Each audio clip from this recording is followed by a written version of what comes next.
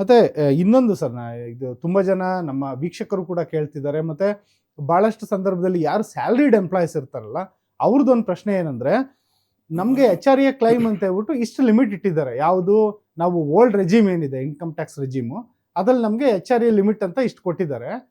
Problem ಏನಂದ್ರೆ, ನಮ್ಗೆ HRA limit ಕೊಟ್ಟಿರೋದು ಕಡಿಮೆ, ಅಂದ್ರೆ 8,000 ಸಮಥಿಂಗ್ ಏನೋ ಇರುತ್ತೆ ಪರ್ ಮಂತ್.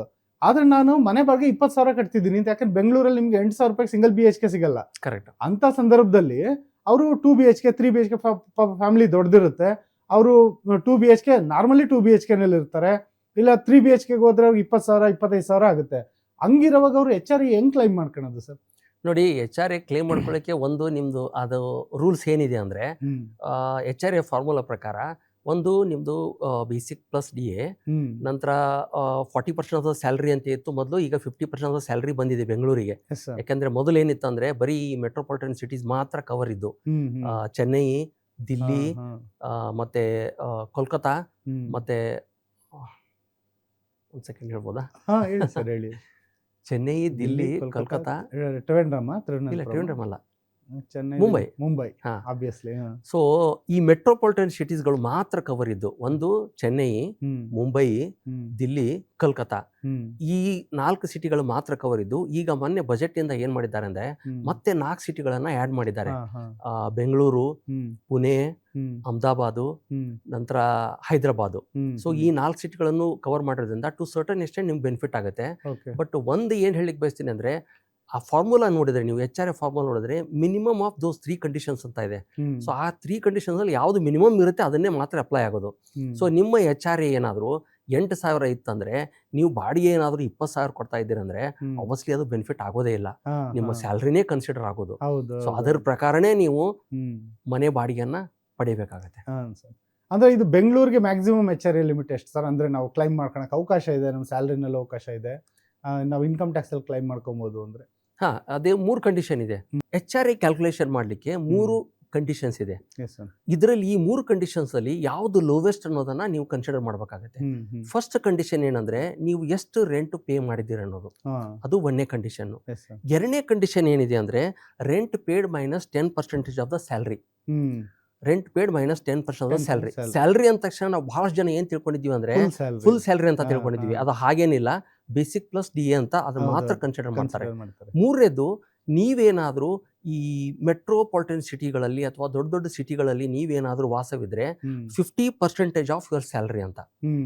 ಸೊ ಈ 3 ಕಂಡೀಷನ್ಗಳಲ್ಲಿ ಯಾವ್ದು ಲೋವೆಸ್ಟ್ ಇರುತ್ತಲ್ಲ ಅದನ್ನ ಮಾತ್ರ ನೀವು HRAಗೆ ಕ್ಲೇಮ್ ಮಾಡಬಹುದು. ಸೊ ಅದರ ಪ್ರಕಾರ ಬಹಳಷ್ಟು ಜನರ ಕೇಸ್ಗಳಲ್ಲಿ ಈ ನೀವೇನು HRA ಪಡೀತಾ ಇರ್ತೀರಲ್ಲ ಅದೇ ಲೋವೆಸ್ಟ್ ಇರುತ್ತೆ.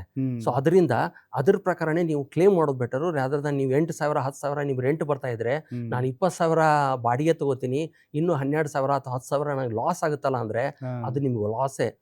ಯಾಕಂದ್ರೆ ಅದ್ರ ಪ್ರಕಾರನೇ ನಿಮ್ಮ ಸ್ಯಾಲರಿ ಸ್ಟ್ರಕ್ಚರ್ ಆಗಿರುತ್ತೆ. ಅದ್ರ ಪ್ರಕಾರನೇ ನೀವು ಖರ್ಚು ಮಾಡ್ಬೇಕಾಗಿದ್ದು ನಿಮ್ಮ ಒಳ್ಳೆಗೋಸ್ಕರ. ಬಟ್ ಏನಾಗುತ್ತೆ ಅಂದ್ರೆ ಸರ್, ಇವಾಗ 15,000 20,000 ರೆಂಟ್ ಕಟ್ಟಿದ್ರು ಕೂಡ ರೆಂಟ್ ರೆಸಿಪ್ಟ್ ಸಿಗಲ್ಲ. ಮತ್ತೆ ಇದು ರೆಂಟ್ ತಗೊಂಡಿರೋದಕ್ಕೆ ಅವರು ಕ್ಯಾಶಲ್ಲೇ ಕೊಡಿ ಅಂತಾನೆ ಮ್ಯಾಕ್ಸಿಮಮ್ ಟೈಮಲ್ಲಿ ಯಾರು ಮನೆ ಓನರ್ಸ್ ಇರ್ತಾರೆ ಅವರು ಬಾಡಿಗೆದಾರರಿಗೆ ಕೇಳ್ತಾರೆ. ಹಂಗಾಗಿ ಅದನ್ನ ಕ್ಲೈಮ್ ಮಾಡ್ಕೊಳ್ಳೋ ಪ್ರೊಸೀಜರ್ ಇದೆಯಲ್ಲ, ಅದು ಭಾರಿ ಪ್ರಾಬ್ಲಮ್. ನೀವೇನಾದ್ರೂ 1 ವರ್ಷಕ್ಕೆ 1 ಲಕ್ಷಕ್ಕಿಂತ ಹೆಚ್ಚಿಗೆ ರೆಂಟ್ ಪೇ ಮಾಡ್ತಾ ಇದ್ರೆ, ನೀವು ನಿಮ್ಮ ಓನರ್ದು ಪ್ಯಾನ್ ಕಾರ್ಡ್ ತಗೊಳ್ಳೋದು ಮ್ಯಾಂಡೇಟರಿ. ಅಕಸ್ಮಾತ್ ಇಲ್ಲ ಅಂದ್ರೆ ಕೊಡೋದಿಲ್ಲ ಅಂತಾರೆ. ಕೊಡೋದಿಲ್ಲ ಅಂದ್ರೆ ಆಬ್ವಿಯಸ್ಲಿ ನೀವು HRA ಮರೆಯಬೇಕಾಗತ್ತೆ. ಯಾಕೆ ಅಂದ್ರೆ ಅಲ್ಲಿ ಪ್ರೂಫ್ ಕೊಡ್ಬೇಕು ನೀವು. ಈಗ ಅವ್ರ ಹತ್ರ ಪ್ಯಾನ್ ಕಾರ್ಡ್ ಇಲ್ಲ ಅಂದ್ರೆ ಅವ್ರ ಹತ್ರ ಡಿಕ್ಲರೇಷನ್ ತಗೋಬಹುದು ನೀವು. ನನ್ನ ಹತ್ರ ಪ್ಯಾನ್ ಕಾರ್ಡ್ ಇಲ್ಲ, ಈ ರೆಂಟ್ ಅಗ್ರಿಮೆಂಟ್ ಆಗಲ್ವಾ? ರೆಂಟ್ ಅಗ್ರಿಮೆಂಟ್ ಆಗಲ್ಲ. ರೆಂಟ್ ಅಗ್ರಿಮೆಂಟ್ ಬದಲು ಇದು 2 ಚಾನ್ಸಸ್ ಇರೋದು. ಒಂದು, ನೀವು ಅವ್ರ ಪ್ಯಾನ್ ಅನ್ನ ಕೋಟ್ ಮಾಡ್ಬೇಕು. ಅವ್ರ ಪ್ಯಾನ್ ಕಾರ್ಡ್ ನಂಬರ್ ಕೊಡ್ತಾ ಇಲ್ಲ ಅಂದ್ರೆ ಅವರಿಂದ ಡಿಕ್ಲರೇಷನ್ ತಗೋಬೇಕು ನೀವು. ನನ್ನ ಹತ್ರ ಪ್ಯಾನ್ ಇಲ್ಲ, ಬಟ್ ನಾನು ಇವರಿಂದ ಇಷ್ಟು ರೆಂಟ್ ಅನ್ನ ಪಡಿತಾ ಇದ್ದೀನಿ ಅಂತ. ಇದು 2 ಇಲ್ಲ ಅಂದ್ರೆ obviously it is a kind of unaccounted transaction ಅಂತ ಆಗುತ್ತೆ. ಬಟ್ ಅವರು ಆಥರೈಸೇಷನ್ ಕೊಡಲ್ಲ, ಯಾಕಂದ್ರೆ ನಾವು IT ಅಂಡರ್ ಬಂದ್ಬಿಡ್ತೀವಿ. ಆ ತರ ಸಮಸ್ಯೆ ಇಲ್ಲ. ಅದಕ್ಕೋಸ್ಕರನೇ ಈಗ ಏನ್ ಮಾಡಿದಾರೆ ಅಂದ್ರೆ, ನೀವು ರೆಂಟ್ ಕೊಡ್ತಿರ್ತೀರಾ, ರೆಂಟ್ ಕೊಡುವಾಗ ಈ ಸರಿಯಿಂದ ಏನ್ ಮಾಡಿದಾರೆ ಅಂದ್ರೆ ರಿಲೇಷನ್ ಅನ್ನು ಮೆನ್ಷನ್ ಮಾಡ್ಬೇಕಂತ ಹೇಳಿದ್ದಾರೆ. ಅವ್ರು ನಿಮ್ಗೆ ಏನಾಗ್ತಾರೆ, ಈಗ ಒಬ್ಬೊಬ್ರು ಏನ್ ಮಾಡ್ತಾ ಇದ್ರು ಅಂದ್ರೆ, ಒಂದೇ ಫ್ಯಾಮಿಲಿಯಲ್ಲಿ ತಂದೆ ಹೆಸರಲ್ಲಿ ಮನೆ ಇರುತ್ತೆ, ಮಗ ಅಲ್ಲೇ ಬಾಡಿಗೆ ಇದ್ದಾನಂತ ತೋರಿಸ್ಬಿಟ್ಟು ಮಗನಿಂದ ತಂದೆ ಕೊಡೋದು. ಸೊ ಅದನ್ನ ಅವಾಯ್ಡ್ ಮಾಡ್ಲಿಕ್ಕೆ ಮಾಡ್ತಿದ್ರು. ಸೊ ಅದಕ್ಕೋಸ್ಕರ ಈಗ ಏನ್ ಮಾಡಿದ್ದಾರೆ ಅಂದ್ರೆ ಈ ಸಾರಿ ಈ ಫಸ್ಟ್ ಏಪ್ರಿಲ್ ಇಂದ ನೀವು ನಿಮ್ ರಿಲೇಷನ್ ಅನ್ನು ಮೆನ್ಷನ್ ಮಾಡ್ಬೇಕು. ನೀವು ನಿಮ್ ಓನರ್ಗೆ ಏನ್ ಆಗ್ತೀರಾ ಅದರ ಬೇಸ್ ಮೇಲೆ ಅವ್ರ ಟ್ರಾನ್ಸಾಕ್ಷನ್ ಅನ್ನು ಟ್ರ್ಯಾಕ್ ಮಾಡ್ಲಿಕ್ಕೆ ಇದು ಒಂದು ವಿಧಾನವನ್ನು ಹೂಡಿದ್ದಾರೆ. ಓಕೆ, ಸೊ ಅದಕ್ಕೋಸ್ಕರ ಇಲ್ಲಿಗಲ್ಲು ಅಥವಾ ಅನ್ಅಕೌಂಟೆಡ್ ಮಾಡ್ಲಿಕ್ಕೆ ನೀವು ಸಪೋರ್ಟ್ ಮಾಡಬೇಡಿ.